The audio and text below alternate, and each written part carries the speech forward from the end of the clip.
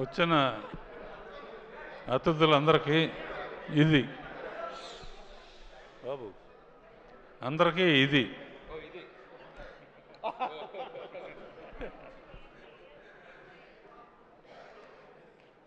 ఇది ఎలా ఉందంటే సంక్రాంతి సినిమా అంటున్నారు. సంక్రాంతి ఎస్తో స్టార్ట్ అవుతుంది. Producer Saaho S, Sushmita S, 2 ఎస్సులు కలిస్తే ఎంత సూపర్ హిట్గా కాకుండా ఏమవుతుంది? అండ్ చిన్నప్పటి నుంచి చూస్తున్నా సుస్మితని.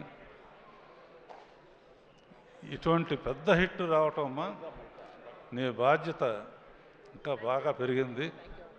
సాహో నీకు కూడా, అండ్ మీ ఫాదర్ని కూడా అడిగా అని చెప్పు.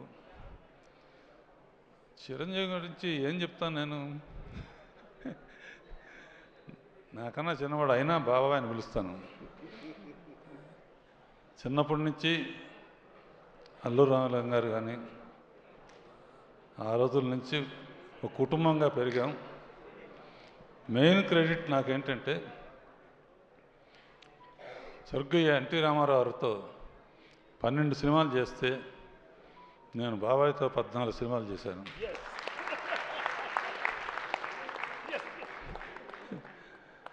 ఇప్పుడు ఏంటంటే జగదేక వీరుడు ఆయనే, అతిలోక సుందరి ఆయనే. అంటే హీరోయిన్ లేకపోయినా ఆయన ఒట్టి ఫోజులతోనే పర్టికులర్గా సీన్లో అమ్మాయి తిడతా ఉంటే అమ్మాయిని తిట్టి గబక్కం చేంజ్ లోపలికి వచ్చి తిట్టకూడదా అంటే అమ్మాయి అయిపోయాడు. ఇక ఫోజుల సంగతి ఇలా పెట్టినా అలా పెట్టినా, ఇలా పెట్టినా ఎలా పెట్టినా, ఎలా పెడతాడో తెలియదు. అన్ని రకాల ఫోజులు నాకు ఇప్పటికే అర్థం కాదు. అండ్ ఒక విత్తనం నాటితే మర్రి చెట్టు అవుతుంది, యాపిల్ చెట్టు అవుతుంది. నేను ఒక విత్తనం నాటాను వీళ్ళిద్దరి మధ్య. బాబాయ్ అనిల్తో ఓ సినిమా చేయాలి నువ్వు అని ఒక చిన్న విత్తనం నాటాను.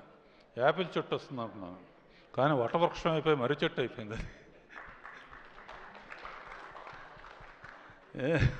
మరి ఎంతమంది నీళ్లు పోసారో, అమృతం పోసారో ఏం తెలుసు.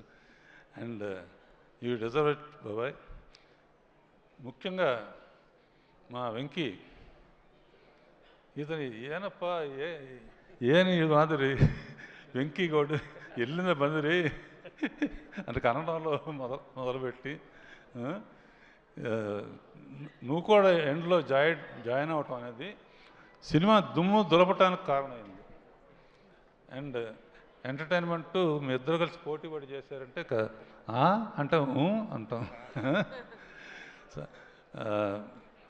నాకు ఇందాక కారు అనిల్ నీకు ఇచ్చారే, అనిల్ ఏ సినిమాకైనా సరే ఇప్పుడు వరకు నేను అన్ని సినిమాలకి షీల్డ్స్ ఇవ్వడానికో దేనికి వస్తూ ఉంటాను. వాళ్ళు ఊరు వెళ్ళాను ఇందాక చెప్పాను. నాకేం గుర్తుకొచ్చిందంటే అప్పుడు అడవిరాముడు అయిన తర్వాత నేను ఫస్ట్ కారు కొంటే అన్నగారి దగ్గర తీసుకెళ్ళిన, షూటింగ్లో ఉన్నారు, నేను పక్కన కూర్చున్నాను, ఆయన తోలారు. దాంతో నేను ఈ స్థాయికి వచ్చాను. ఇప్పుడు నువ్వు తోలేవు, ఆయన కూర్చున్నారు, ఇంకెక్కడికో ఇద్దరు. అండ్ ఒకటే చెప్తున్నాను బాబాయ్, నువ్వు ఎవరైనా ఏజ్ అసలు నీకు ఏజ్ లేదు అసలు.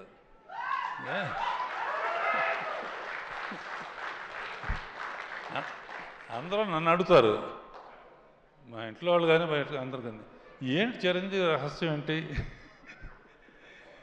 ఒకే మాట చెప్తాను, జరిగిన విషయం. సరిగ్గా 30 years బ్యాక్ దగ్గర ఇందిరా సినిమాలో ఒక సాంగ్ వీణ బిట్టుంటుంది. నేను ఏదో ఊరు వెళ్తున్నాను, ఫ్లైట్కి టైం అయింది. ఎయిటింగ్ రూమ్లో ఆ సాంగ్ చూడమని దత్తు గారును వాళ్ళు కవర్ చేశారు. టైం లేదంటే ఆ ఒక్క సాంగ్ చూసేళ్ళు, ఆ ఒక్క సాంగ్ చూశాను. ఫ్లైట్ కానీ లేకపోతే తిన్నగా ఇంటికి వెళ్ళిపోయామండి. ఫోన్లో చెప్పాను, నీలాగా డ్యాన్స్ చేసేవాడికి ఎవ్వరు పుట్టరు అని.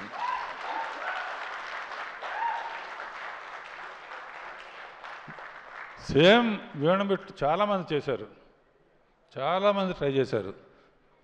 కానీ ఆ జిమిక్ ఏంటో, ఎక్స్ప్రెషన్స్ ఏంటో, ఎలా ఇస్తాడో ఏమను. అలా 30 years బ్యాక్ ఎలా చేసావో ఇప్పుడు కూడా ప్రతి మూమెంటు, ప్రతి ఇది.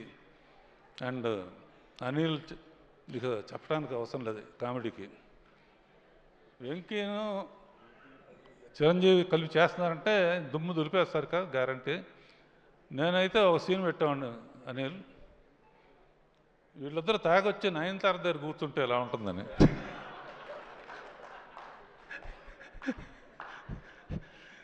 సరే, జరిగింది జరిగిపోయింది. సంక్రాంతికి నిజంగా యాక్చువల్గా ఏంటంటే సంక్రాంతి టైంకి ఇండస్ట్రీ చాలా డల్గా ఉంది. డల్గా ఉన్నప్పుడు ఇండస్ట్రీ గబుక్కున హనుమంతుడు అందరూ దెబ్బతిని కినబడిపోతే అనిల్ సైగ చేశాడు. చిరంజీవి వెళ్ళి సంజీవిని తీసుకొచ్చి మొత్తం ఇండస్ట్రీని బతికించాడు. అండ్ ఇది ఫ్యాక్టు. అనదర్ థింగ్, పోయిన పిక్చరు సంక్రాంతికి వస్తున్నప్పుడు భీమ్స్కి చెప్పాను, భీమ్స్ గుర్తుంది కదా, మాట నిలబెట్టావు. అండ్ నువ్వు కూడా సూపర్ స్టార్ మ్యూజిక్ డైరెక్టర్తో ten ten ten ten ten ten ten ten వదిలిపెట్టలేదు. Okay, all the best Saaho and everybody. బాబాయ్ వెంకీ.